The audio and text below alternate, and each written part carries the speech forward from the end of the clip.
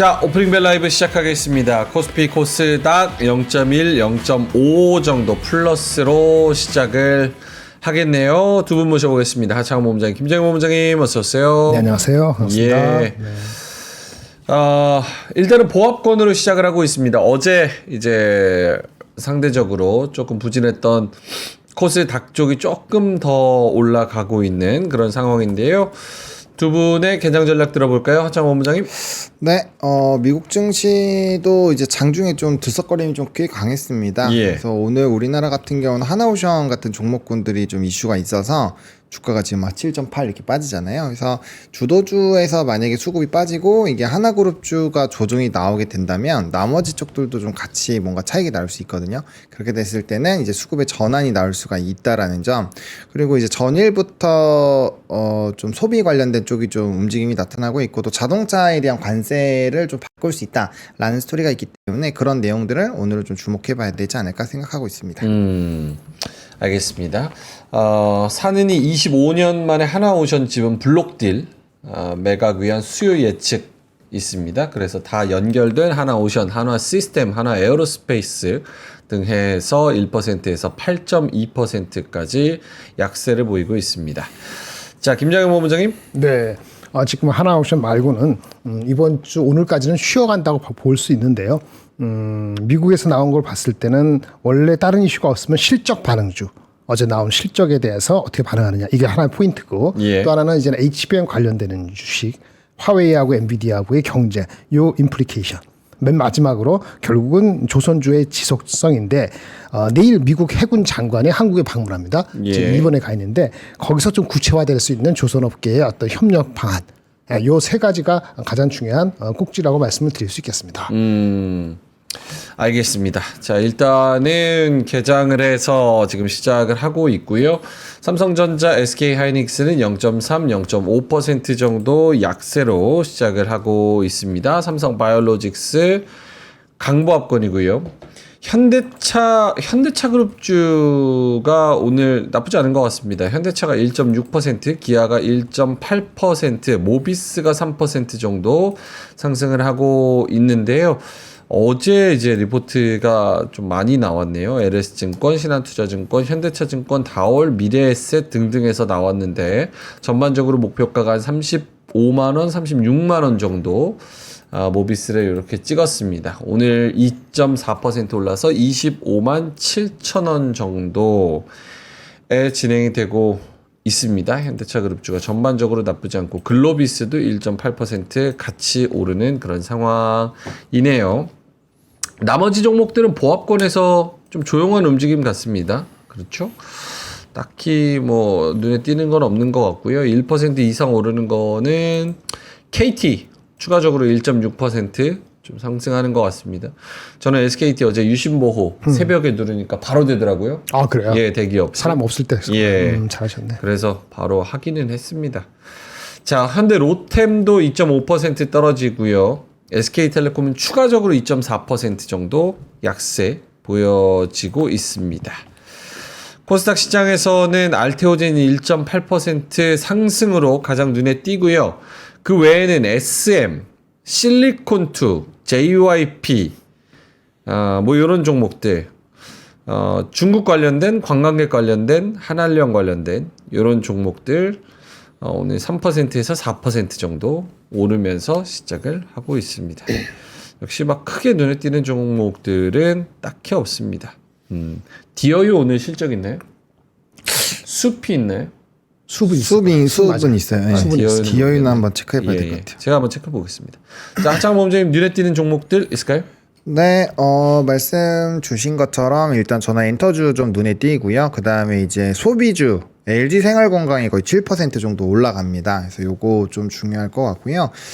그 다음에 이제 LS 일렉트릭, 요거 이따가 신문에서 같이 연결해서 말씀을 드리긴 할 건데, 어쨌든 스페인 쪽에서의 대규모 정전 이슈가 있었고, 이제 초고압 직류, HVDC 관련된 부분에서 좀 이벤트가 있을 것 같습니다. 그래서 그렇게 된다면 LS 일렉트릭, 그 다음에 대한전선이 일단 대장이고, 나머지 쪽에서는 뭐 HD 현대 일렉트릭이랑 효성중공업도 걸리기는 합니다. 그래서 전력 부분을 오늘은 좀 주목을 해봐야 되지 않을까 생각을 하고 있고요. 예. 그다음에 엔터는 확실히 이제 뭐 실적발 부분, 오늘 화장품이랑 이런 쪽들 다 움직이는 거 보면은 시장에서 관세에 대한 부담감들을 여전히 갖고 있는 것 같아요. 그리고 그 오늘 헤드라인 쪽에서는 어쨌든 표적 항암제 관련된 부분에서 앞으로 좀 더 강화되는 뭐 기술력 이런 식으로 좀 한국경제신문에서 대문짝만하게 또 기사가 하나 나왔거든요. 그런 것들이 나오다 보니까 오늘 유한양행이라든지 뭐 리가캠, 뭐 알테오젠 이런 쪽도 분위기 나쁘지 않고, 또 삼성바이오로직스가 수주 좀 7천억대 또 하나 받았습니다. 그래요? 네, 그런 내용들도 있어서 오늘 바이오가 전반적으로 분위기는 나쁘지 않은 것 같다라고 말씀을 드리겠고요. 그다음 자동차 관련해서는 이제 월스트리트저널에서의 얘기가 있기는 했습니다. 그래서 이 전문 같은 경우는 이제 정책 조정 내용이 있고요. 그다음에 부품 관세가 변경이 돼서 사실상 이제 자동차 자체를 뭔가 바꾸기보다는 네. 부품 쪽으로 해서 그 상단을 좀 내려주는 그런 효과다라고 보면 될 것 같고요. 애널리스트 코멘트들이 좀 나오는 것 같기는 한데, 뭐 상당히 좀 제한적일 것이다 이런 내용들이 많기 때문에 자동차는 너무 좀 많이 올라간다 싶으면은 저는 차익이 나올 확률이 높다라고 보고 있기 때문에 예. 그거에서는 좀 대응을 하셔야 되지 않을까. 오늘 일단 뭐 LG생활건강 7.6% 이런 것들 보이면서 중국 소비 관련된 종목군들이 오늘 좀 눈에 보이네요. 그리고 아까 말씀해주신 이제 텔레콤 뭐 또 기사 보니까 또 일부 또 소액 금액이긴 하지만 예. 한 20만 원인가요? 그래서 뭐 또 소액 결제가 또 진행되고 이런 것들이 또 기사로 추가로 나오더라고요. 그래서 그게 이제 영향성이 그쪽으로 무조건 발생을 했는지 아닌지는 확실하진 않지만 어쨌든 기사가 좀 자극적으로 나와서 그런 내용들이 있고요. 그 다음에 나트륨 배터리, 애경 케미칼 오늘 또 급등을 크게 하고 있습니다. 지금 17% 정도 올라가고 있는 상황이고요. 그 다음에 지역 화폐 관련된 정책주들도 뭐 시간에부터 해서 연속성을 좀 일부 가지고 있는 모습입니다. 알겠습니다.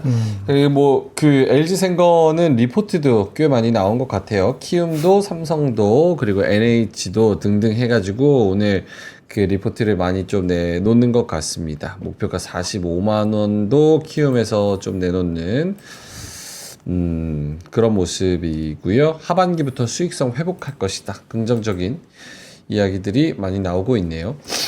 오늘 중국 관련된 종목들 플러스 코스닥 시장에서는 컨텐츠 관련된 종목들 뭐 JYP나 SM, 스튜디오 드래곤, 뭐 CJ ENM, 숲, YG 엔터테인먼트 이런 종목들이 잘 가서 저도 기대감에 호텔 신라를 눌러봤는데 전혀 반응이 없는 상황입니다. 네. 어제 많이 올랐어. 어제 너무 많이 올랐어. 네, 오히려 차익이 나오고 있는 그런 상황이어서 굉장히 슬픕니다. 종목을 잘 찍어야 돼요. 알겠습니다. 김정일 본부장님도 눈에 띄는 종목들이 있을까요? 네, 화장품 눈에 띄고요. 화장품. 네네. 그중 화장품 정도 눈에 띄고 변압기 좀 계속 반등을 하고요. 자동차 말씀하셨으니까 그 방산이 약간 떨어지는데 푸틴이 일방적으로 다음 달 5월 8일, 10일 날 자기네들 전승절 80주년 기념으로 휴전을 선언했어요. 그런 것도 센티에 어떤 영향을 주는지 조금 보셔야 될 것 같습니다. 뭐 계속 휴전이 아니고 한 며칠 자기가 쉬고 싶으니까 휴전한다 이렇게 얘기를 했다고 합니다. 그런 거 센티에 영향을 주는 정도. 화장품에 대한 리포트는 잘 나왔습니다. 지금 10% 보편 관세 가지고도 아직까지는 특별히 뭐 이슈가 없다라는 식으로 이제 애널리스트 리포트 나왔는데 일단은 거기까지는 오케이입니다. 그래서 화장품 실적 아직까지 오케이. 그 다음에 AI 큰 이슈는 아니고 화웨이 뭐 새로운 칩 나온다고 하고 막 그러잖아요. 예. 그런 거의 임플리케이션을 어떻게 봐야 되냐면은 그 AI를 활용하고 AI를 투자하는 데 있어서 코스트 다운이라고 보셔야 됩니다. 그래서 소프트웨어라든지 전력이나 이런 쪽은 관계 없다는 게 아니고 나쁘지 않다 이렇게 해석되기 때문에 AI 소프트웨어 관련되는 전력 그다음에 화장품들 이렇게는 올라가는 이유가 좀 있고 반면에 조선하고 아까 방사는 각각의 약간 신경 쓰이는 약간 이슈가 있기 때문에 아까 이 실현이 나온 거 아닌가 이렇게 보여집니다. 알겠습니다. 오늘 조선방산이 좀 많이 쉬네요. 하나오션이 10% 정도 떨어지고요. 하나시스템이 7.5%, 뭐 현대로템이 3.6%뭐 이렇게 떨어지고 HD 현대중공업, 삼성중공업, 뭐 HD 현대미포, HD 현대마리솔루션 뭐 등등 해가지고 1%에서 한 3% 이상 좀 빠지는 그런 모습을 보여주고 있습니다. 예. 변압기는 좀 나은 것 같아요. 상황이 맞습니까? LS 일렉트릭과 효성중공업 이런 애들은 오늘 1.7%, 3.7% 정도 가는데 변압기는 좀 상황이 다릅니까? 다르다는 게 물이 빠졌기 때문에 실적은 잘 나왔고 실적 잘 나왔잖아요. 가이던스도 방금 없었고 주가는 밀 빠졌고 그리고 AI는 아직까지 투자해서 그 이슈가 되지 않고 비중이 AI가 변압기 임팩트가 주는 게 디렉트 임팩트가 크지 않다고 하지만 센티먼트로 빠진 거는 다시 원복하고 원복을 다 한 건 아니지만 그 두 쌍두마차가 달리다 보니까 조금 안도를 하는 것 같습니다. 예. 일시적으로일지 어쩔지 뭐 저는 좋게 보고 있습니다만은 일단 반응은 이틀 정도는 그렇게 보입니다. 알겠습니다. 오늘 제약바이오가 조금 반등을 해줄 수 있을까요? 오늘 ABL 바이오가 2.6%, HLB 생명과학, 그리고 리가켄바이오, 알테오젠 이런 종목들이 그래도 꿈틀꿈틀 하고는 있거든요. 최근 며칠 동안에 한 일주일, 크게는 뭐 2주일 동안 이제 좀 맞은 종목들이 꽤 있어가지고 이런 종목들이 어느 정도 오늘은 좀 반등을 해줄 수 있을까 하는데 어떠세요? 뭐 저는 너무 세게는 못 움직일 것 같아요. 저는 오늘 변압기랑 중국 소비주 뭐 이런 쪽이 훨씬 더 매력적이다라고 보이기 때문에 이미 그쪽으로 수급이 가고 있고요. 이슈도 그쪽이 훨씬 세요. 네, 그래서 저는 뭐 개인적으로는 소비나 혹은 변압기 쪽으로가 더 낫지 않을까. 뭐 이거 기사를 잠깐 보면 이거 다들 예. 아시겠지만 이거 되게 심각한 부분이라고 저는 생각하거든요. 뭐죠? 스페인 비상사태라고 해서 정전이 일어났는데 그렇죠. 요게 이제 애널리스트 커버들이 좀 나왔는데 요게 이제 초갑 직류 전선 연결하는 쪽에서 뭔가 문제가 있는 게 아니냐라는 얘기가 나왔어요. 그래서 그 관련주 중에서 제일 센 게 LS 일렉트릭이거든요. LS 일렉트릭이 초갑 직류 쪽으로 찾아보시면 제일 선두에 있는 종목 중에 하나예요. 그 다음에 대한전선인데 정전 원인은 미궁이다. 네, 미궁인데 분석은 이제 그 연결하는 거에서 뭔가 좀 오류가 나지 않았을까라는 부분이고 변압기에서. 네, 그래서 거기에 따라서 이제 관련주는 4개밖에 없는데 뭐 일단은 앞단이 2개가 중요해요. LS 일렉트릭 대한전선이고 근데 그 중에서는 LS 그룹이 아무래도 좀 더 유리한 포지션을 갖고 있고요. 그 다음에 이제 효성중공업이나 그 HD 현대일렉트릭도 납품 이력이 있기는 해요. 그래서 그런 내용들이고 이게 이제 뭐 정전에서 수백만 명, 그 수백 명이 수백만 명이니까 예, 이건 뭐 엄청난 이슈이고 그다음에 이 에너지 부분이 지금 여러 가지 부분 중국도 전일에 이제 10기 추가적으로 원전 짓는다고 했죠. 미국은 노후 변압기 계속 심각한 상황이죠. 뭐 그런 것들을 보면 변압기가 이게 안 좋을까라는 생각이 계속 들어요. 그리고 이제 조선은 하나오션을 빌미로 좀 안 좋을 거고 뭐 이제 방사는 모멘텀이 있긴 하지만 이게 하반기가 많이 몰려 있기도 하고요. 예. 그다음에 앞에서 얘기해 주신 것처럼 휴전 이슈도 있으니까 그럼 조방변 중에서 이제 변이 제일 안 갔었는데 2개가 쉬면 그 수급이 보면 딴 쪽으로 돌잖아요. 그러면은 변압기 쪽으로 좀 갈 수 있지 않을까라는 생각은 들어서 네, 그래서 저는 오늘 변압기 좀 많이 집중해봐야 되지 않을까 생각을 하고 있고요. 네, 그리고 이제 소비 이거는 여행을 한번 준비를 해보시는 분들은 네. 아마 아실 거예요. 이게 보니까 공항에 5월 연휴 그 며칠 안 되잖아요. 그 사이에 한 300만 명 나간대요. 와. 300만 명. 어마어마하다. 그 티켓이 없어요.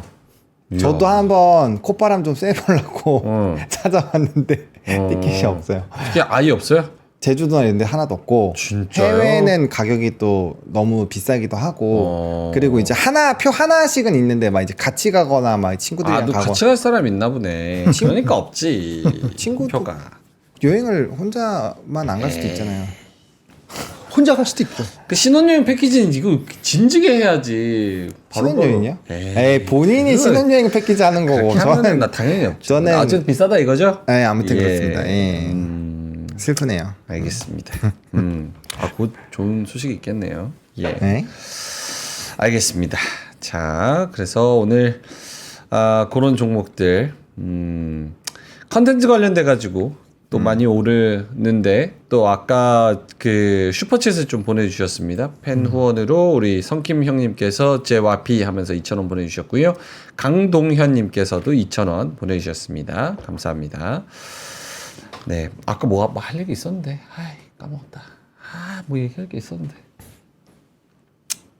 또 이상한 소리 하려고 그러죠. 아니 진짜. 그러니까 제대로 된 질문을 하려고 생각하고 있다가 까먹었어. 이상한 얘기를 하느라고 그 얘기를 까먹었어. 놓쳤구나. 바보. 노트를 해놔야 돼. 진짜 노트를 해놔야 되는데. 알겠습니다. 자, 김정현 본부장님도 시장에 대한 코멘트 좀 들어보자면 코스피가 좀 힘이 빠지고 있습니다. 0.2% 마이너스까지 갔고요. 코스닥은 반대로 네. 0.4% 정도 오르고 있습니다. 오늘은 상대적으로 오르는 종목들 보면 네, 중국 네. 관련주, 한한령 그렇죠. 관련주, 컨텐츠 좀 상대적으로 가벼운 종목들, 변압기. 매기가 좀 있는 종목들, 모멘텀이 좀 받을 수 있는 종목 네, 이런 그렇죠. 거 위주로 좀 가는 것 같아요. 맞아요. 오늘부터 해서 골든위크 일본 사람들 쉬는 거 예. 다음 주 화요일까지인가 6일까지 쉬는 거. 중국도 노동절 쉬고 당연히 이제 올라오는 거죠. 호텔 신라가 어제 미리 올라갔기 때문에 오늘 좀 덜 가는 거는 이유가 있습니다. 목표 주가하고 괴리가 차이가 별로 없어서 그런 거예요. 전반적으로 그렇고 화장품은 뭐 조금 그냥 반등하는 정도 나쁘지 않고 자동차도 이런 인플리케이션 좀 지켜봐야 될 것 같아요. 그것만 가지고 기술성이 있을지 모르겠고 그러다 보니까 이렇게까지 얘기하고 나니까 큰 것들이 얘기 안 했죠. 예. 큰 것들이 별로 힘이 없거나 아니면 좀 눈치를 봐야 되는 거고 조선 포함해서 방사는 약간 그렇고 반도체도 그렇고 이러다 보니까 전체적으로는 평균에서 올라가지 못하고 약간 빠지는 걸로 코스피는 시작하고 코스닥은 가벼운 게 지금 말씀하신 그런 섹터의 익스포저가 높다 보니까는 일단 반응은 나쁘지 않은 것 같고요. 외국인도 소폭이지만은 코스피보다는 코스닥 쪽에 조금 기웃거리는 거. 코스닥은 코스피는 원래 기조 그대로 조금씩 계속 파는 이런 거다 보니까 오늘도 예상했습니다만은 어제에 이어서 재미없게 시작을 하고 이런 기조가 조금 지속될 것 같습니다. 내일이 본격적 실적이 나오잖아요. 내일이 삼성전도 나오고 또 외국인도 해외도 다 나오는 게 내일이고 그러다 보니까 모멘텀적으로 받으려면은 빨라야 내일 아침 정도 점심 전후가 돼야지 이슈가 될 것 같습니다. 2차 전지에서는 뭐 어저께 좀 오르긴 했는데 오늘 에코프로 BM이 실적이 발표됩니다. 10시에 우리 끝날 때 장중에 발표되는 거 아마 요게 가장 클 것 같아요. 예. 그 정도니까 그것도 좀 지켜보자는 일단 그런 반응을 보이는 게 뭐 특별히 이상한 건 아니죠. 알겠습니다. G셉5님께서 12,000원을 보내주셨습니다. 어제 KTNG 배당금 185만 원 들어와서 재매수 후에 남는 금액 보내요 이렇게 말씀해 주셨습니다. 감사합니다. 너무 감사합니다. 예. KTNG 응원 KTNG 대단합니다. 배당금 계속 제가 KTNG 많이 매출 올려주고 있습니다. 그래요, 맞아요. 하루에 10,000원씩. 10,000원씩. 두 값이죠? 와. 예. 두 값씩이나? 예. 그렇게 많이 먹어요? 놀랐어. 그렇게 많이 피요? 몰랐네. 예.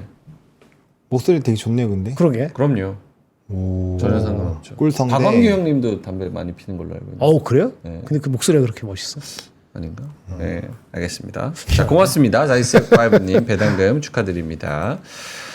자, 오늘 시장은 상대적으로 좀 어제와 같이 네, 비슷하게. 조용한 것 같습니다. 그렇죠? 올라가는 종목들 보면은 뭐 태영건설 이런 애들 엄청 많이 올라가는데 그 또 이제 한덕수 권한대행 출마한다 그래서 임박한다 그래서. 그거 관련된 종목들이 몇 개 있대요. 그 중 하나가 이제 그럴 수 태영그룹들이 있는데 태영그룹 회장이랑 서울대 하버드대 동문이고 태영건설 대표이사랑 경기대 서울대 그래서 테마주래요. 경기고 서울대 다 찾으면 되겠네. 그러게요. 70대에서 그렇게 같은 친구 하는 사람 별로 없어요. 70대에 그런 같은 친구 하는 사람 없어. 회장들에서. 네. 그 정도 학벌 있는 사람이 없어서. 맞습니다. 예, 요거를 하시라고 말씀도 안 드리겠지만 하시는 분들은 정말 진짜 눈치껏 잘 하셔야 됩니다. 이거 뭐 같이 학교 나왔다고 그 말도 안 되죠. 말도 안 되는 거지. 예, 알겠습니다. 그래서 이런 종목들 오늘 좀 가고 뭐 전선 요런 거 가고 뭐 애경 케미칼 그때 그 2차 전지 2차 전지. 뭐였죠? 소디움. 나트륨 전지였나요? 네, 소디움. 나트륨 배터리. 나트륨 배터리 그런 거 해가지고 애경 케미칼이 한 18%그 정도 가고 전력 설비 좀 가고 이상한 게 있어요. 어떤 거죠? SK텔레콤에 왜 안 빠지죠? SK텔레콤? 안 빠지냐고요? 왜 안 빠지죠? 왜요? 빠져야 되나요? 좀 빠져야죠, 당연히. 그래요? 얼마나 많은 사람들 민폐뿐만 아니고 스트레스, 정신적 스트레스. 근데 시간 빼고. 문제는 그거예요. 빠지면 안 되는 게 가진 주주들만 피해를 봐서 맞아. 손해를 입지. 여기 뭐 최태원 회장이나 그거 커뮤니티 글 보셨어요? 회장은 마누라 바꾸는데 2조 원 쓰는데 왜 유심 바꿔주는데 돈도 돈 안 안 쓰냐. 쓰냐. 아, 맞아요. 그 도는 거. 뭐 그런 얘기도 있잖아요. 이 솔직히 푸시 나오려면은 오너가 무슨 트럼프 그 파월도 개판이 돼야지 말을 듣든 말든 눈 깜짝이라도 하잖아요. 주가 안 빠지고 자기네 그 사람들이 꿈쩍이나 할 것 같습니까? 택도 없는 거지. 알겠습니다. 불만입니다. 예, 불만입니다. 저는 안 하고 있지만 SK텔레콤. SK텔레콤 오늘 0.7% 마이너스입니다. 자, 어떻게 두 분 9시 20분 지나가고 있는데 장에 대한 코멘트 어떻게 해주실까요? 많이 올라가는 종목군들이 빠지니까 예. 이게 이제 변압기나 이런 쪽이 진짜 안 받쳐주면은 좀 지수는 밀릴 확률이 있을 것 같아요. 그렇죠. 왜냐면 하나오션 지금 마이너스 거의 11%, 하나시스템 마이너스 8%, 한화가 마이너스 4%, 뭐 롯템 마이너스 3%, 그다음에 이제 하나오션 빠지니까 지금 그 중공업부터 시작해서 이런 또 조선주들 빠지거든요. 이런 거 보면은 약간 좀 주도주들이 이제 또 한번 쉬어가나라는 생각이 좀 들어서 그런 내용들로 되면 좀 쉽지 않을 것 같아요. 그리고 예상보다 너무 이렇게 장기적으로 올랐기 때문에 해당 관련된 뭐 또 작은 종목군들도 시가총액이 꽤 많이 높아진 상황이거든요. 오늘 자동차나 이런 것들이 좀 이슈가 있어서 반등이 나와서 그나마 좀 덜 떨어지는 건데 그런 것까지 만약에 이슈가 또 슝 하고 지나가서 반영이 돼버리면 차익이 이제 나오기 시작을 하면 또 쏟아져 나올 수 있잖아요. 그래서 그런 내용들에서 지금은 그거 기다리는 것 같아요. 아까 얘기하신 이제 방문 이슈가 있고 방 안에서 이제 방문하는 이슈가 있는데 만약에 그걸로 뒤집기가 안 되면 아마 그때부터는 단기적으로 이슈가 더 좋게 나올 게 없잖아요. 그러면은 또 세론의 가능성이 높기 때문에 그렇게 됐을 때 이제 반도체라든지 뭐 이렇게 어쨌든 시가총액 좀 덩어리가 있는 쪽이 움직여줘야 되는데 좀 애매한 것 같아요. 바이오가 뭐 엄청 세게 올라가기도 뭐 물론 이제 5월 말에 또 학기가 있긴 합니다.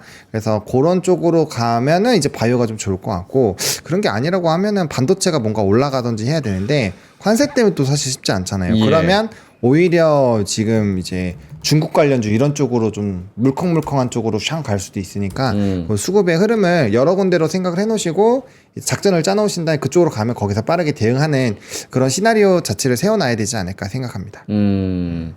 오늘은 뭘 들어가기도 참 애매한 그런 장인 것 같습니다. 김장글 본부장님도 코멘트 들어보자면요. 네. 반도체는요. 그 화웨이 이슈 임플리케이션이 있을 것 같습니다. 그래서 관세가 뭐 트리거가 될 수 있는데 그건 지켜봐야 되는 거고. 예. 내일 삼성이지만 그 별거 없을 것 같고 내일 모레 애플이 관세에 대해서 어떤 얘기를 해주면 혹시 힌트. 그 정도 말고는 트리거가 업이 별로 없을 것 같아요. 그런데 오늘 미국도 보시면은 사실은 미국이 버텼던 거는 그러니까 AI 활용하는 거 있잖아요. 소프트웨어. 예. 이런 주식들은 다 올랐어요. 예, 그래서 뭐냐면 우리는 그런 주식이 별로 없어서 문제예요. 그래서 그렇게 따지면 우리가 수급적으로 좀 약합니다. 예, 계속 약할 것 같아요. 그러니까 내일 모레 애플하고 관세에서 이슈가 긍정적으로 나오는 거. 조선 내일 아까 얘기했으니까 그 방안에서 무슨 얘기 하는지는 봐야 되는 거고. 그래서 관세인데 뭘 봐야 되나. 혹시 인도하고의 타결이 임박했다고 베센트가 얘기했거든요. 어저께. 인도하고 수일 내에 파지티브하게 뭐 저 얘기했어요. 그게 좀 조금 어루만져 줬던 거예요. 미국 장에서. 그게 한국의 어떤 그 방향을 보여준다면 혹시 모르겠습니다. 근데 그건 뚜껑을 열어봐야 되는 거니까. 그러면 인도 그 말고 따지면은 인더스트리적으로는 딱히 뭐 그 촉매가 확 끌어당길 수 있는지는 애플까지 지켜봐야 될 것 같아요. 5월 2일까지 가야 되는 거죠. 5월 2일 아침까지는. 네. 알겠습니다. 두 분은 지금 타이밍상 무언가를 담는데 최적인 타이밍도 아니죠. 오늘 이 시간이. 오늘 이 시간. 그렇죠. 오늘 이 시간. 그렇죠. 약간 뭐를 담기도 애매하고. 그렇죠. 뭐 그럴 수 있죠. 하지만은 뭐 연속성을 본다라고 한다면 저는 이제 뭐 엔터 뭐 이런 거는 괜찮을 것 같아요. 그래요? 네. 엔터 이런 쪽 나쁘지 않을 것 같고 그다음에 이제 엔터 좀 시간은 걸리겠지만 뭐 사실 안 좋을 때 좀 대형주를 사는 게 제일 좋기는 해요. 그래서 뭐 저는 이제 반도체, 자동차 뭐 이런 쪽들 단기적으로는 좀 어려울 수 있지만 그래도 좋은 가격대가 오면은 차곡차곡 계속 모아 나오면은 뭐 추후에 남들이 없을 때 이제 활짝 웃을 수 있는 그런 상황이지 않을까라고 보고 있고요. 일단 변압기도 저는 괜찮다고 봐요. 물론 이제 변압기는 아직 추세가 잡히지 않은 종목군들이 많아요. 효성중공업, 그러니까 추세를 보실 거면 효성중공업으로 하셔야 되고요. 그걸 안 보고 약간 트레이딩 성격도 좀 섞어서 하시려면은 뭐 HD현대 일렉트릭이나 이런 종목군들도 괜찮다고 보고 있고요. 그다음에 초과압 직류 쪽으로 본다면 LS 일렉트릭도 괜찮죠. 그래서 뭐 변압기 쪽도 저는 뭐 최근에 이제 아마존이나 뭐 이런 쪽에서 데이터 센터 캐펙스 뭐 문제 없다고 얘기했고, 그다음에 원전 계속 늘어나는 기조고, 뭐 또 재건하면 또 인프라 필요하고 이런 것들 다 생각을 해보면 뭐 변압기 쪽으로 다시 한번 좀 수급의 기조가 가볼 수 있지 않을까? 뭐 이런 생각을 일부 갖고 있습니다. 오케이. 알겠습니다. 한번 정리를 하고 갈까요? 변압기, 조선, 방산이라고 친다면 지금 하나오션이 10% 빠졌지만 물론 하나오션은 좀 예외적이니까 좀 빼고 어쨌든 조선하고 방산은 지금 거의 신고가 부근에서 마이너스 해봤자 5%? 마이너스 한 7%? 뭐 요 정도에서 지금 내려와 있는 상태고 변압기는 사실 그것보다는 조금 더 내려와 있는 상태니까 LS 일렉트릭은 30만 3천 원에서 지금 19만 7천 원까지 내려와 있고 HD현대 일렉트릭도 45만 원 최고가에서 지금 30만 원에 내려와 있으니까 어때요? 여기서 조방변 중에 오늘 무언가 하나를 골라야 된다. 혹은 앞으로의 위쪽으로 바라봤을 때 얼마나 더 먹을 수 있나 이런 거를 생각한다면 어느 쪽이 지금 상황에서는 더 나아 보입니까? 조방변이요? 네. 조방변에선 변압기. 조방변에서 변압기. 네. 그 다음에요? 조선 방산. 그 다음에는 방산이요. 오 그래요? 네. 그러니까 그러니까 이유는? 그러니까 조선은 방산은 하반기에 각 회사별로 수주가 뭔가 확정이 되거나 결과물을 볼 게 꽤 많아요. 근데 이제 뭐 조선은 도크가 어느 정도 차 있고 단기적으로 이슈들이 막 모아가지고 샥 하고 올라왔잖아요. 그러면 그 이상 뭔가 올라가려면 네. 추가로 더 이슈가 붙어줘야 되는데 단기적으로 어쨌든 조선업이 사이클이 긴 이유는 인도하는 데까지 시간도 걸리고 뭐 그런 시간이 필요하잖아요. 그래서 이슈가 계속 뭐 매달 연속적으로 나오면서 그 월봉을 유지할 수 있을까라는 부분이 있고요. 사실 방산도 하나 에어로스페이스는 월봉상 추세를 유지하려면 한 달에 막 30%씩 올라줘야 돼요. 저는 사실상 그런 건 불가능하다라고 생각을 하고 있거든요. 그래서 방산도 기술적으로는 좀 애매하긴 해요. 그래서 저는 세 개 중에서 순위를 꼭 정해야 되니까 변압기, 방산, 조선 이렇게 있는데 지금 어쨌든 조정이 나오기 시작을 하는 상황이니까 그런 상황이라면 굳이 두 종목을 일단은 조금 내려놓고 좀 덜 간 쪽이나 이슈가 계속 부각되고 있는 쪽으로 가는 게 맞을 것 같고요.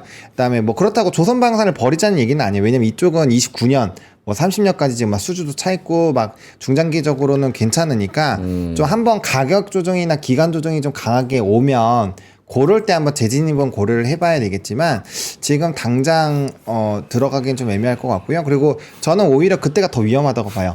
고점 대비 5%밖에 안 빠졌다라는 그 생각을 할 때가 더 위험하다고 봐요. 왜냐하면 그럴 때 뭐 이 정도면 괜찮겠지 하다 보면 은근슬쩍 또 10%돼 있고 그러면 고점에서 내가 못 판 거 생각하면서 또 물량을 안 팔고 막 악으로 깡으로 버티다가 결국에는 또 막 수익 다 뱉고 막 이렇게 되거든요.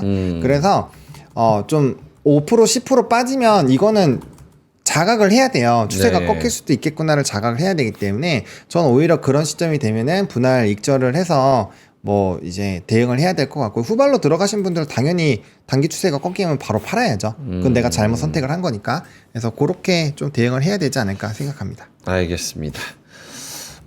지금 말씀하셔가지고 삼성전기 실적 속보가 나와가지고 삼성전기 1분기 영업이익 2,005억, 전년비 9% 증가. 컨센서스가 2,002억이었나요? 2,000억? 똑같습니다. 거의 똑같아요. 똑같아요? 네, 부합이에요. 별거 없습니다. 보합입니다. 오케이, 삼성전기. 알겠습니다. 김정일 본부장님은 조방변. 핵심이 이겁니다. 이거죠. 우리가 1분기, 1분기 실적이 나오고 2분기 나오고 하반기 하는데 예. 단기적인 실적이 관세에 영향을 미치는 섹터가 있고 못 미치는 섹터가 있잖아요. 그렇겠죠. 근데 못 미치는 게 조방변이에요. 그래서 그거를 우리가 붙들고 있었던 겁니다. 그런데 두 번째, 누가 많이 올라가고 누가 덜 올라갔는가? 변압기가 덜 올라갔죠. 물론 효성중공업이나 몇 개는 올라간 것도 있습니다만, 그러니까 변압기 쪽을 보는 거죠. 엊그저께 말도 안 되게 H랜드 일렉트릭이 빠지고 그랬을 때 제가 토를 쓸기라는 단어를 쓰면서 했잖아요. 그럴 때 들어가시면 되는 겁니다. 그런데 그러면 방산하고 조선은 뭐냐? 많이 올라가는데 잡음이 나오죠. 노이즈라고 볼 수 있죠. 갖고 계시면 노이즈라고 생각할 텐데 노이즈가 하나의 시그널이 될 수가 있거든요. 그게 아까 위험한 게 7% 정도에 빠지면. 왜? 저는 손절매를 7%로 보고 있거든요. 사람들이 그 이상 가면 오히려 손해를 못 해. 예. 10% 15% 네. 그래도 30% 되는 거거든요. 네. 7% 손점을 해야 된다. IT 마찬가지고. 그런 개념에서 노이즈가 시그널 될지 안 될지 잘 모르겠다 그러면 일단 손이 안 가죠. 그게 이제 조선하고 방산인데 똑같습니다. 방산에 대한 거는 러시아 우크라이나 전쟁이 끝나더라도 이것이 평화의 시대와 옛날로 돌아가는 게 아니기 때문에 기본적인 수주가 나온다는 관점에서는 아까 말한 것처럼 그 관세랑 관계 없이 때문에 주가가 어느 정도 조정받으면 다시 들어와요. 예. 당연히 그러니까 관계가 없는 조방변이 있고 많이 빠진 게 변화기가 지금은 낮고 조선의 노이즈가 시그널 바뀔지 모르니까 좀 제껴놓고 그러면 중간에 방산에 오는 게 당연하죠. 근데 하나 에어로스페이스 들어가기 애매하잖아요. LIG도 그렇고 그런 방법이 있어요. 거기에 납품하는 업체들은 관계없죠. 거기에 납품 관계 없잖아요. 그러니까 하나 오션 같은 것도 그렇고 하나 에어로스페이스도 그렇고 걔네들이 만약에 이슈가 돼 주가가 부담스럽거나 노이즈 나서 내려간다 하더라도 누가 주식을 판다 하더라도 걔네한테 납품하는 회사는 그 방산이 잘 되고 조선이 잘 되면은 아무 관계 없잖아요. 그러면 조선과 방산도 그 라지 캡에 납품하는 회사들 주가가 더럽게 올라가서 말도 안 되는 밸류, 토럴리 실리한 밸류에이션이 아닌 주가들은 이렇게 오늘 같이 빠질 때 들어가면 괜찮다. 네. 그러니까 그런 주식을 보자. 알겠습니다. 이렇게 말씀을 드리겠습니다. 예. 두 분한테 요 질문도 한번 들어볼게요. 사실 오늘 장이 재미없으니까 조금 재밌게 가려고 우리가 주로 언급하지 않는 섹터들 중에서 말씀을 해주시면 되는데 아이디어를 한번 주시면 좋을 것 같아요. 살자님께서 힌트 준다. 조만간 대권 주자들이 다 로봇 타고 나온다. 로방변이다. 이렇게 말씀을 하셨거든요. 그런 것처럼 지금 우리가 언급하는 섹터들 말고 그러니까 반도체, 조, 방, 변, 뭐 엔터 이런 거 빼고 화장품 조금 더 신박하게 지금 한번 살짝 눈여겨봤을 때 의외로 수익을 줄 수 있다라고 생각하는 섹터들이 있을까요? 신박한지는 잘 모르겠는데 뭐 자율주행 이런 거는 테슬라발 영향을 받을 수 있으니까 뭐 그런 거는 괜찮을 수 있죠. 그리고 그쪽은 또 로봇이나 드론 쪽으로도 연결을 할 수 있고. 근데 저는 그 생각이 들어요. 시장은 신박한 거 별로 안 좋아해요. 시장은 모두 다 올라간다고 생각해서 수급이 붙는다라고 생각하는 거에 돈이 가지. 신박한 거를 해서 열에 한 번은 맞을 수 있지만 그 확률이 높지는 않을 거라면 그거 다 맞추면은 이미 전 세계에서 1등 부자 됐죠. 그래서 신박한 거보다는 저는 시장이 어느 거에 집중하고 어느 거에서 추세적인 흐름을 더 가는지를 보는 게 더 맞을 것 같아요. 로봇도 좋은 얘기예요. 로봇도 제가 이제 마라톤도 소개해드렸고 이번에 이제 월드컵 하는 것도 소개해드렸잖아요. 그러니까 그런 것들을 저도 역시 주목을 하고 있고 AI 쪽 반도체를 결국엔 좋게 하는 건 AI 쪽이고 AI가 활성화되면 이제 로봇으로 활용을 할 거니까 당연히 그쪽이 좋겠지만 그게 지금 당장 있냐라는 거죠. 그것도 중요한 거니까 뭐 나중에 갈 거니까 뭐 미리 봐도 괜찮지. 근데 그런 관점이면 사실 대형주를 안 갈 때 많이 사놓는 게 좋거든요. 하지만 그런 식으로 말씀드리면 화내시잖아요. 그러니까 그런 부분에서 신박한 거는 글쎄요. 네, 저는 잘 모르겠습니다. 오케이. 네. 채팅창에서 그래도 뭐가 나오기는 하네요. 다들 아이디어는 주고 계시네요. CBDC 관련주, CBDC. 건설 플러스 농업 플러스 AI 관련주, 원전의 뭐 태양광 뭐 이런 아이디어도 조금 하시고요. 원전. STO, 고버스 뭐 고버스 뭐 이런 거, 고량화 관련주. 뭐 이런 거 또 말씀을 해주셨습니다. 오케이. 김정현 본부장님 있을까요?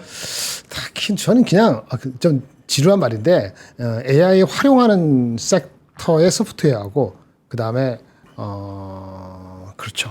그런 쪽하고 중국의 테크 그런 쪽이 더 나아 보여요. 그 뭐 제가 이걸 얘기하면서 미안하다는 말씀을 왜 드려야 되는지 모르겠지만 한국 사람이니까 그런데 한국 주식보다는 홍콩의 항생테크하고 미국이 낙폭이 빠졌을 때 주워 담는 것이 더 낫고요. 근데 이제 엔비디아라든지 다른 그런 우리가 흔히 아는 미국의 그거는 아닌 것 같아요. 미국의 빅7, 맴7에 흔히 아는 종목이 리바이즈 됐을 그러니까 다시 올라올 때 과거 같은 게 올라올 거라고 저는 개인적으로 보기 어렵거든요. 미국의 위상이 완전히 이제 맛이 가기 시작했다고 저는 보기 때문에 그런 관점에서 동의한다면은 다른 쪽으로 봐야 된다. 근데 한국이 그게 꼬레비는 아니에요. 한국 분명히 중간 이상일 수 있는데 앞도 아닌 것 같아요. 그런 생각에서 새로운 거 신박한 거가 저는 생각이 안 떠오르고요. 그게 나타난다 하더라도 그것이 진짜 일주 갈지 한 달 갈지에 대해서는 글쎄요. 아까 비슷한 얘기인데 서로 간에 주관적으로 맞아 떨어져야지 주식이 가는 거기 때문에 그렇게 지속적인 생각 뭔지 저도 한번 생각을 좀 더 해보겠습니다. 현재는 잘 모르겠어요. 알겠습니다. 하나오션에 대한 두 분의 코멘트를 좀 듣고 싶습니다. 일단은 지금 뉴스를 모르시는 분들은 산업은행이 하나오션 19.5% 이게 거의 6천만 주 가까이 됩니다. 블록딜을 통해서 매각하기 위해서 수요 예측에 돌입했다. 이에 투자자들은 오버행 우려가 커지면서 주가가 급락하는 것으로 풀이됩니다. 지금 12% 빠지고 있고요. IM증권 쪽에서는 실질 유통 물량이 한 26.8% 수준이라서 만약에 이 지분 매각이 된다면 유통 물량을 늘려주는 긍정적 요인도 있다면서 네, 약간 어거지 논리를 살짝 넣는 부분이 있습니다. 다만 주가 측면에서는 당분간 오버행의 부담이 주가를 짓누를 수밖에 없다. 뭐 이런 이야기를 했네요. 두 분 하나오션에 지금 뭐 보유자분들도 꽤 많으실 테니까 어제 95,300원으로 신고가를 찍었는데 여기서 바로 이런 블록딜 얘기가 나왔습니다. 코멘트를 해주신다면 하창원 본부장님부터.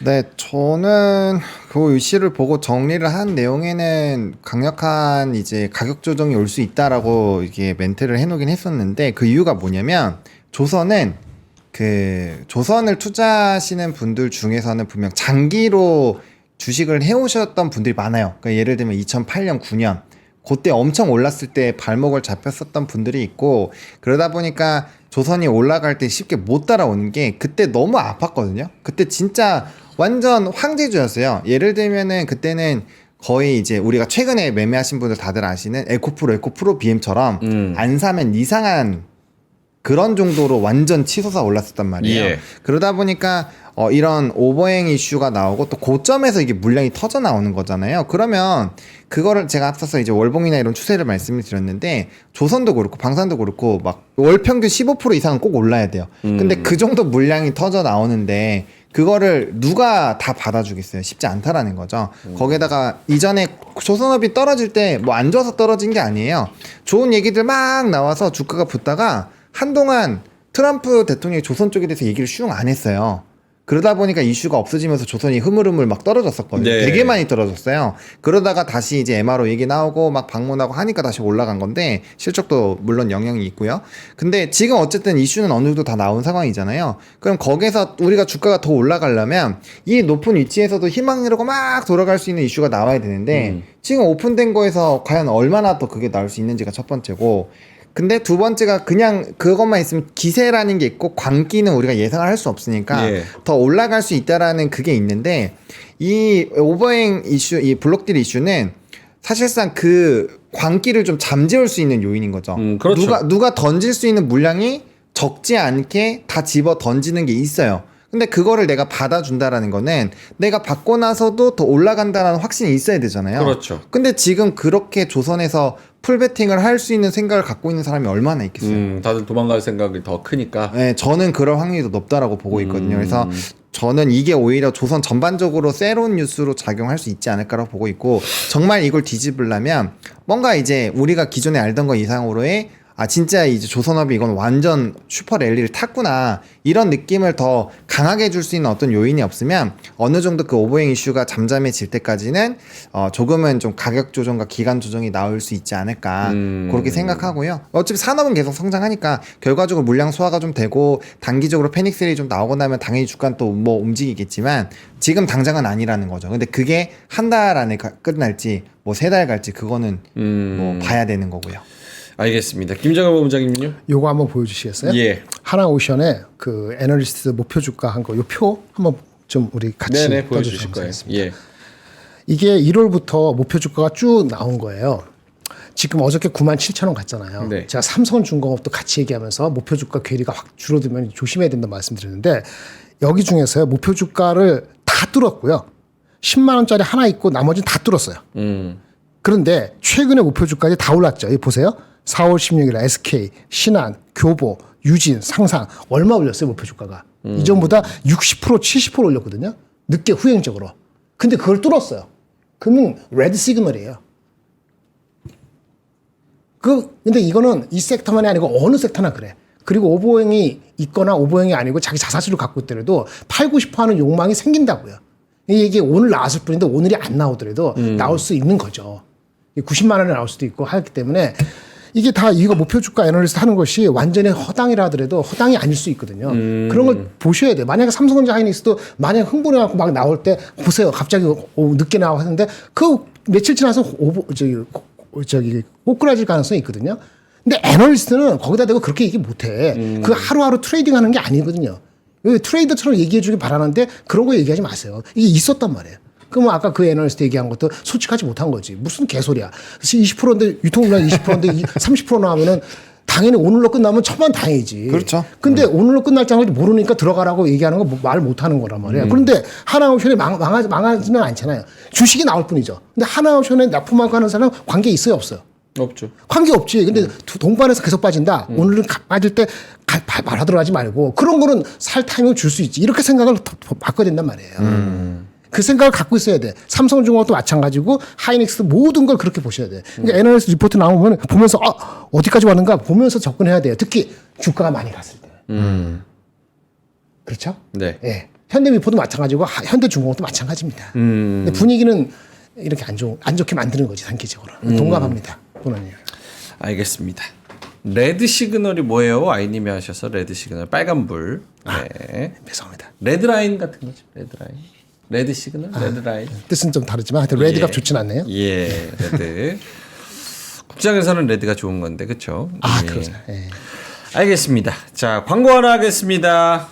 김장현 본부장님한테 여기 왜 이렇게 열받으셨어요? 이렇게 말씀을 하셔가지고 저희가 그래서 에어 서큘레이터랑 쿨링 시켜줄 수 있는 냉장고 가지고 왔습니다. 냉장고.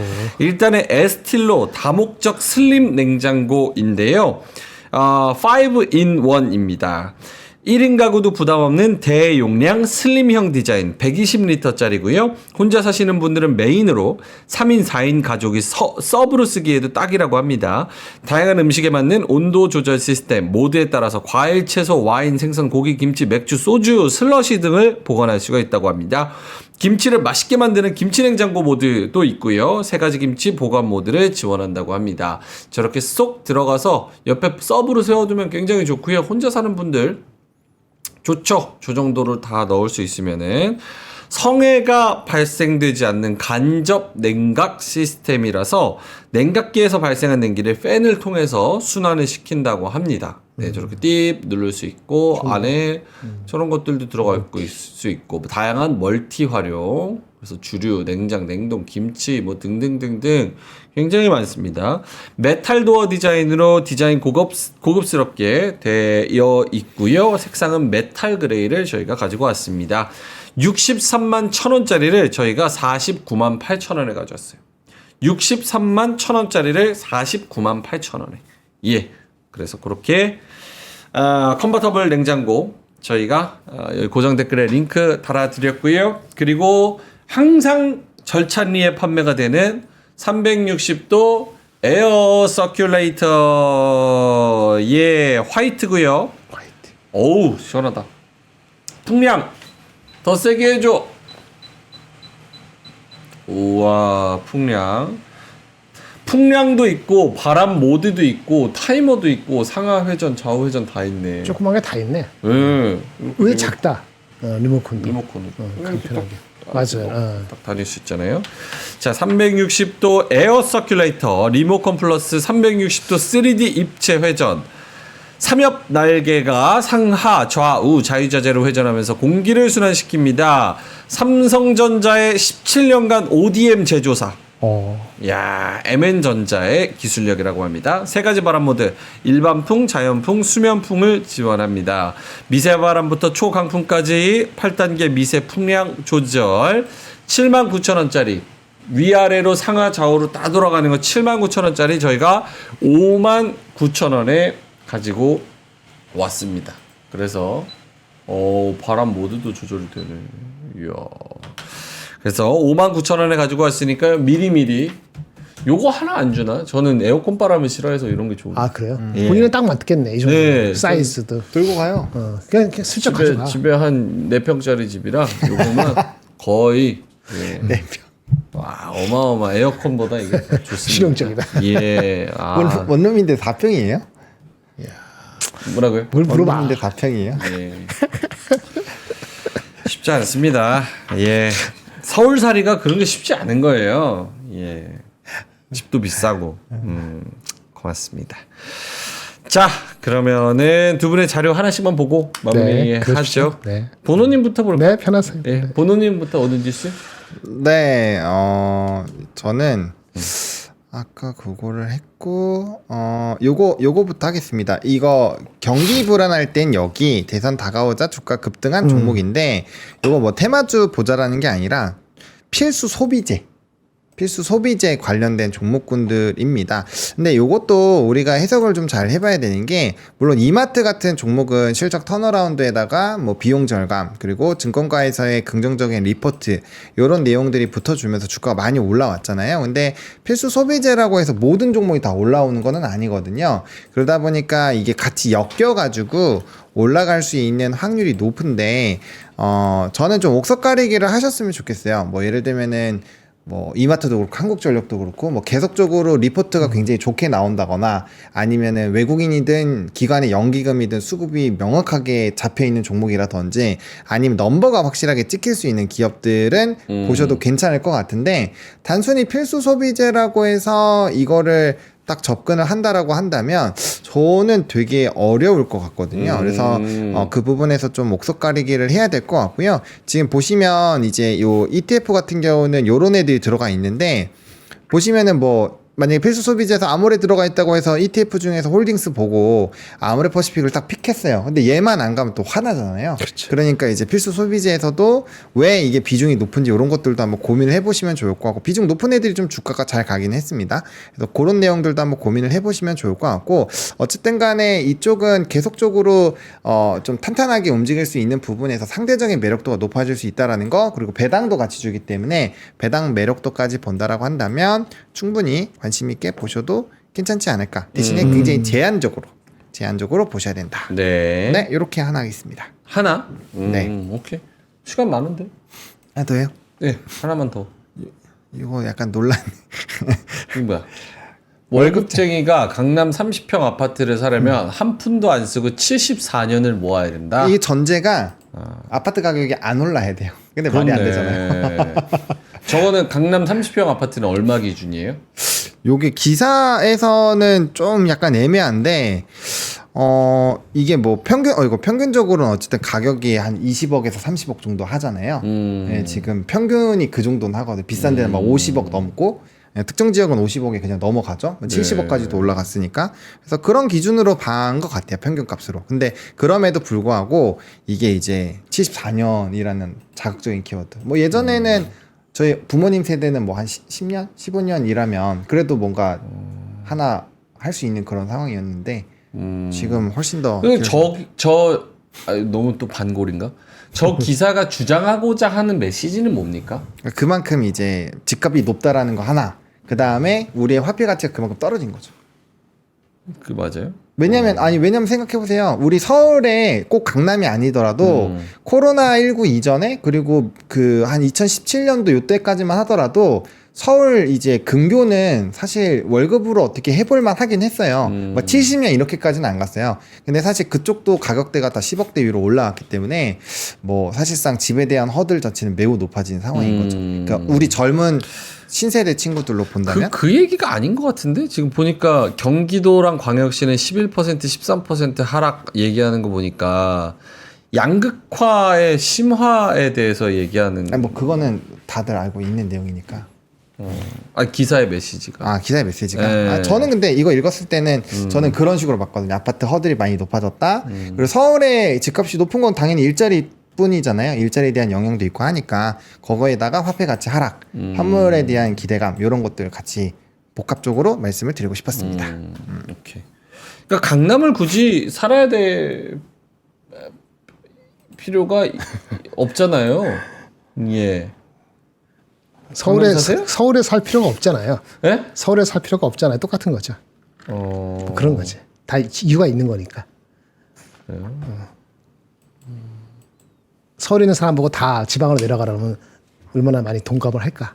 마찬가지죠. 그러니까 일자리가 서울에 있어서 그런 거지. 그렇죠, 그렇죠. 일자리가 만약에 지방 뭐 좀 다 좋은 곳에 있으면 당연히 안 올라오겠죠. 그렇죠. 왜 올라오겠어요? 올라오는 이유는 돈 벌려고 올라오는 그렇지. 거죠. 일자리가 여기 있으니까 어쩔 수 없이 올라오는 거죠. 그렇지. 저는 그렇게 생각하거든요. 약간 저는 강남을 기준으로 잡는 거에 있어서 똑같이 생각을 해보자면 베이징, 상해, 뉴욕, 도쿄, 시드니 여기 집값 진짜 비싸거든요.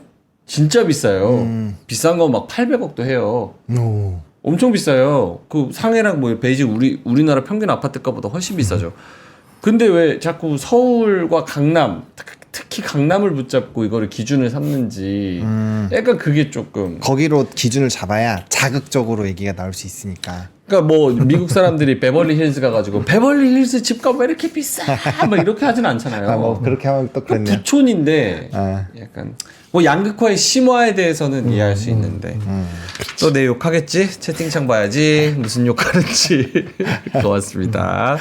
알겠습니다. 양극화 심화 그리고 또 아까 말한 그 서울 집값 비싼 거. 네. 네, 자 김장현 본부장님 자료 하나 보겠습니다. 네. 간단히 가볍게. 예. 나 그거보다는 너무나 가벼운 거죠.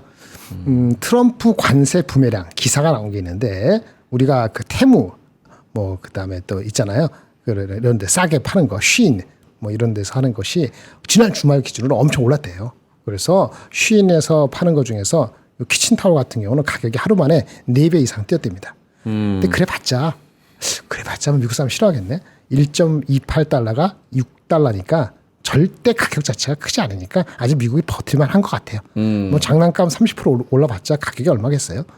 미용 건강식품 이거 좀 많이 올랐네요. 100개 제품이 50% 올랐는데 그러니까 몇 개 제품을 아예 팔 수가 없고 이제는 그래서 이제 관세 모드를 만약에 트럼프가 계속 고집을 한다면은 이런 것들이 이제는 우리 커스터머한테 전가가 되겠죠. 미국 사람들한테 이것이 다가오는 게 얼마나 현실적 다가올지는 잘 모르겠습니다만은 제가 미국 살고 있지 않아서 좀 없이 사는 대부분이 아니고 많은 사람들은 영향이 있을 것 같아요. 근데 그 시간이 걸릴 것 같아요. 이게 정치적 압력으로 갈지는 모르겠어요.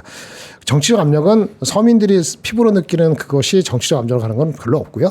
주가가 폭락하면 됩니다. 그래서 주가가 더 이상 올라가려면 밸류에이션 멀티플이 프리미엄을 줘요. 10% 15% 가야 되는 거니까 그것이 어떻게 얘기하면은 그렇죠. 이게 아주 쉬운 그 위치에 놓여 있지는 않다. 이렇게 말씀을 드릴 수 있겠습니다. 네. 쉬인 미국서 가격 최고 377% 인상.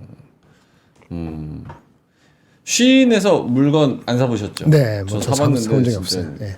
저도 싸다. 복불복이잖아요. 보물록이요? 쉬인. 그래서 이상한 아하 이상한 옷이 왔더라고요. 네. 원래 그런 거예요. 저는 싸면 사요. 전 백화점 가도 80% 이상 세일 안 하면 안 사요. 80% 이상 구석탱에 저거 뭐야 이벤트 홀 있잖아요. 아, 2월 상품 이벤트 이런 거? 그런 게 좋죠. 그런 싸지. 예. 알겠습니다. 관세 얘기 했고요. 아까 뭐 있었는데 또 까먹었네. 예.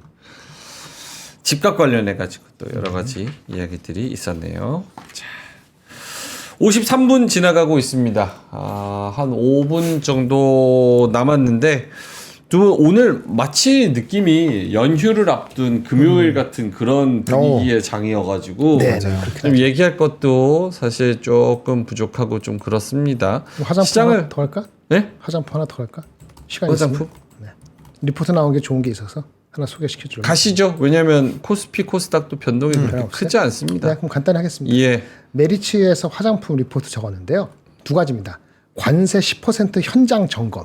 뭐 거창하지만 인디 브랜드 업체 11군데하고 무역 벤더 4군데한테 물어봤대요.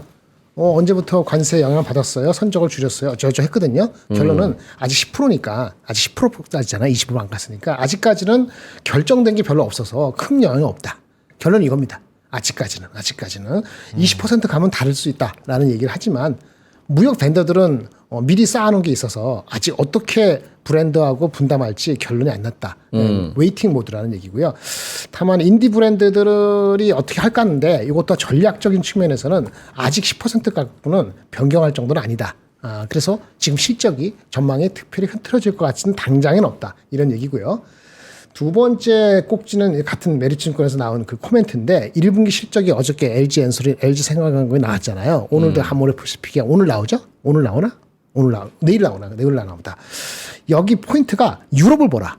유럽이 화장품 수출에서 두드러졌다. 1분기 때 유럽 수출이 37% 올랐대요. 근데 모든 업체가 수혜를 받는 건 아니고 아모레퍼시픽, APR, 실리콘드 이 세 군데를 얘기를 했어요. 한 이유가 얘네들이 비중이 한 10%, 17%, 10% 되거든요. 아마 아모레하고 실리콘 전체 매출의 10% 초반, APR은 10% 후반 될 거예요. 근데 이쪽에 유럽 비중이 상대 높은 적이 괜찮다. 왜? 유럽 시장에서 화장품 수입은 죄송합니다. 유럽은 그렇고요. 또 하나는 중국 화장품도 좋아요. 중국 화장품에서 수입이 한국이 많이 들어서 마켓이 늘어나고 있다. 여기도 이제 또 코스맥스하고 아모레퍼시픽 들어가서 겹치다 보니까 아모레퍼시픽이 눈에 딱 보이더라고요. 유럽에서도 성장률 늘어나고 중국에서도 괜찮고 그래서 아모레퍼시픽이 내일 실적이 잘 나오면은 요게 조금 더 화장품을 끌고 갈 수 있지 않을까 이런 생각이 드는 겁니다. 유럽 하면은 APR 실리콘 그다음에 중국 하면은 아모레퍼시픽 코스맥스 둘 다 겹치는 건 아모레퍼시픽. 내일 실적이 나오는데 영업이익이 한 1조가 한 천억 정도가 안 될 겁니다. 1,000억 이상 나와서 전체 분위기가 좋다면은 오늘 어저께 뭐 LG 생활관광보다 더 임플리케이션이 의미가 더 확대될 수도 있지 않을까라는 생각을 조금 가져봅니다. 참고하시 바랍니다. 알겠습니다. 화장품 관련돼서 말씀을 해주셨고요. 마지막으로 요것만 코멘트 짧게만 듣고 갈까요? 한민국님께서 좀 좋은 주제를 던져주셔가지고 지금 미국 환율 의제 채택, 원화 절상, 압박 본격화 전망, 환율 압박 세진화 이런 기사들이 있습니다. 한국과 미국 간의 2+2 통상협의에서 환율 문제가 공식 의제로 채택이 됐다. 트럼프 2기 초기부터 가능성이 제기됐던 원화 절상, 그러니까 원달러 환율 하락 압박이 현실화하는 것 아니냐라는 우려가 좀 커지고 있다라고 하는데요. 어떻습니까? 보로님부터? 요건 일단 좀 결과를 봐야 되지 않을까라고 생각을 하고 있는데요. 아무래도 이제 이전보다 1기 때보다 우리가 대미 수출 자체가 굉장히 많이 높아진 거는 사실이니까 거기에 따른 압박을 좀 가할 수도 있고 그게 이제 관세 외의 내용으로 압박을 할 수도 있을 것 같은데 뭐 사실상 우리나라 뭐 그 부분이 진행이 되더라도 경쟁력이 떨어질까라는 부분에서는 조금 생각을 해봐야 될 것 같아요. 근데 뭐 충분히 압박 관련된 부분에서는 내용이 나올 수 있고 그렇게 됐을 때는 뭐 이제 원화 가치에 대한 부분에서의 변동이 우리나라 시장에는 좀 저는 개인적으로 부정적으로 될 확률이 높다라고 보고 있어서 전체적인 시장에는 저는 부정적으로 가지 않을까? 일단 이렇게 생각을 하고 있고요. 추가적으로 저는 오히려 조작국이나 이런 것들이 안 되는 게 중요하다라고는 생각을 하고 있기는 한데 지금 이전 달러 인덱스의 어쨌든 방향이 우리나라와는 또 별개로 움직임이 나오기 때문에 그 변화가 일단 제일 중요할 것 같고요. 거기에 따라서 우리한테 어떤 압박을 하는지를 좀 복합적으로 봐야 될 것 같아요. 그리고 이 부분은 저도 조금 더 고민을 해보겠습니다. 약간 복합적으로 생각할 게 좀 많아서 뭐 짧게 딱 이거다라고 말씀드리기가 좀 애매한 것 같아요. 그러게요. 왜냐면 달러 자체가 변동하는 것도 봐야 되고 그런 상황에서 우리나라 원화를 압박하는 것까지 봐야 되니까 근데 그렇게 되는 변에는 뭐 일본이라든지 기타 다른 나라들의 통화 화폐도 봐야 되잖아요. 그러니까 이거를 딱 이렇게 뭔가 무자르치 이거예요라고 말씀드리기가 좀 애매한 것 같아요. 알겠습니다. 김정일 본부장님 코멘트? 뭐 양면성이 있지 않습니까? 오늘 원화 강세가 안 돼서 아둥바둥했는데 원화 강세가 되면서 외국인이 한국 주식을 사면 되잖아요. 근데 그 원인이 원화 강세되는 것이 우리의 자생적인 힘에 의해서 원화 강세 자연스럽게 되면은 그렇게 되는 거죠. 그렇죠. 근데 지금 그게 아니고 이제 압력에 의해서 여러 가지 그 조정에 의해서 급격하게 이루어지면은 그걸 가지고 한국의 경쟁력에 대해서 믿음을 가지고 들어오는 세력이 얼마나 생길까 빨라질까 이건 또 다른 기본적인 소스에 의한 거기 때문에 그 지켜봐야 돼요. 속도를 봐야 되고요. 그리고 이제는 그걸로 인해서 그 수출 경쟁력이 이슈라는 건데, 그죠? 수출력의 경쟁력은 사실은 그렇다고 해서 원화가 뭐 1300 초반, 1년 전처럼 1년 전 1300 초반이었습니다. 이런 식으로 갑자기 내려가지 않은 이상은 원화 경쟁력이 그것 때문에 흔들릴 것 같지는 않아요.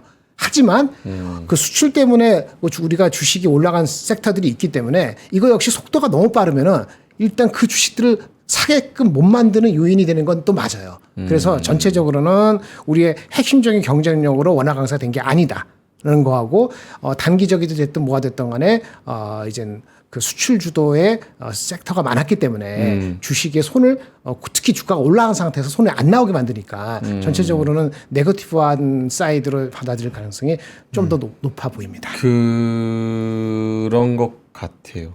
그러니까 이게 알고리즘, 그러니까 뭐라 그래요? 계산기를 때려 봐야지 플러스가 될지 그치. 마이너스가 될지, 그러니까 경제 플러스가 될지 주식의 플러스가 될지 마이너스가 될지 이거를 다 계산기를 때려 봐서 좀 그 심리적인 효과까지도 우리가 좀 계산을 맞아요. 해야 돼서 지금 복잡한 건데, 어쨌든 간에 기업들과 우리나라를 좀 압박하는 그런 입장으로서는 주식 시장에는 심리적으로 분명한 타격을 주는 게 맞는 것 같습니다. 그쵸. 그러니까 예. 중국에는 못 팔게 하고 공장은 자기네로 옮기게 하면서 환율까지 이렇게 인위적으로 건드린다고 하면 결국은 지금 뭐 죽으란 얘기밖에 더 됩니까? 속도만 안 좋은 안 좋은 방향으로. 거지. 그렇죠. 네. 직관적으로 그렇게 생각하면 쉽지는 않죠. 뭐 상대적으로 위안화 대비 엔화 대비했을 때 우리가 얼마나 강세나 이거는 그다음 부차적인 이슈고 일단 아니 우리나라가 뭐 그렇게 큰 나라라고 환율까지 건드려가면서 2+2 이렇게 압박을 해요? 근데 걔네 입장에서는 우리나라가 수출 참나, 무역 도라이 적자 아니야? 입장에서는 예. 탑 10, 탑 5 이렇게 들은 거기 때문에 맞아요. 걔네 입장에서는 덩어리 신경을 큰 쓰는 애들 거죠. 있죠. 우리한테까지 그래요. 우리 먹고 살기도 바쁜데. 그건 끊으라고요? 우리 입장이고 빨리 끊으래요. 미국은 안 그런 미국 거야. 투어 이거는 이따가 저 클로징 벨 때 할게요. 저녁 때 오후에 갑시다. 죽겠어. 갈게요. 오 예. 3분 넘었어. 네, 가보겠습니다. 자, 여러분 오늘도 너무 무리하지 마시고요. 화이팅 하시고요. 트레이딩에서 그래도 좀 올라갔다 내려가는 종목들이 있으니까 그거 잘 활용하셔서 용돈벌이 한번 잘 해보셨으면 좋겠습니다. 저희는 이따가 3시 20분에 유쾌함과 재미남 그리고 정보 들고 찾아뵙도록 하겠습니다. 고맙습니다. 감사합니다.